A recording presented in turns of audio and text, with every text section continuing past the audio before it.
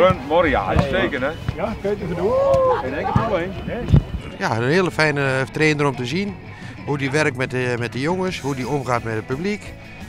Ja, toffe peer. Er is best nog wel rust in de club, hè? Want we zien een zandje, het zo oorlog in de war wezen.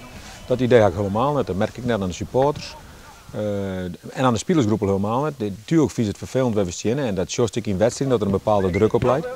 Maar aan de manier van trainen en plezier en hoe ze melk kwam er omgaan, ja, is gewoon goed.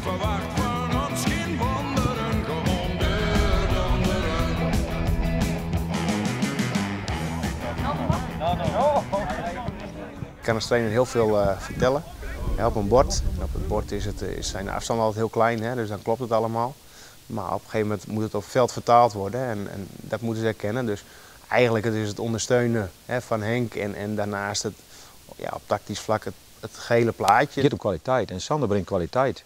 Hè, voetbalkwaliteit en voetbalgedachten.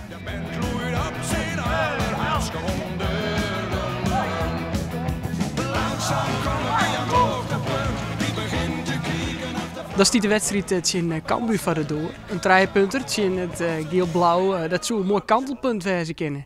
Ja, nee, wij gaan nu van 3 punten. Maar ik weet zeker dat de Cambuur supporters die hier binnen, en het zijn vak vol wezen, dat die Sander en mij gewoon naar de tijd en de Graafschap gewoon een compliment jou wat wij winnen. En ik vind het mooi dat ze hier komen. Ik vind het ook mooi dat ze de halve finale beker behaald hebben. Ik hoop dat ze het hartstikke goed doen. Alleen ja, op die maandag na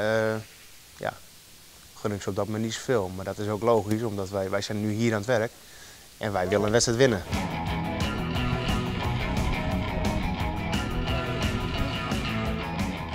Als je ook nu bij de training kijkt, het is wel een man die ontzettend enthousiast is.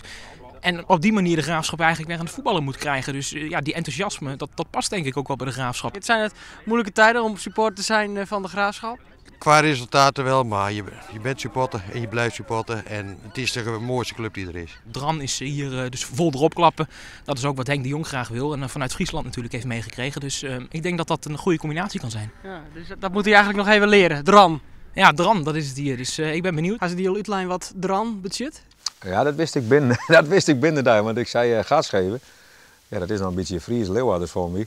Maar dat weer Dran. En Dranvoetbal, dat mag ik spelen, maar ik de spelers voor hebben. Dat is wel heel belangrijk, Dranvoetbal. Maar dat gaat nog alleen met vallen en opstaan. Maar het is wel wat je post en dan zit het hele stadion wel vol. En dat willen we graag.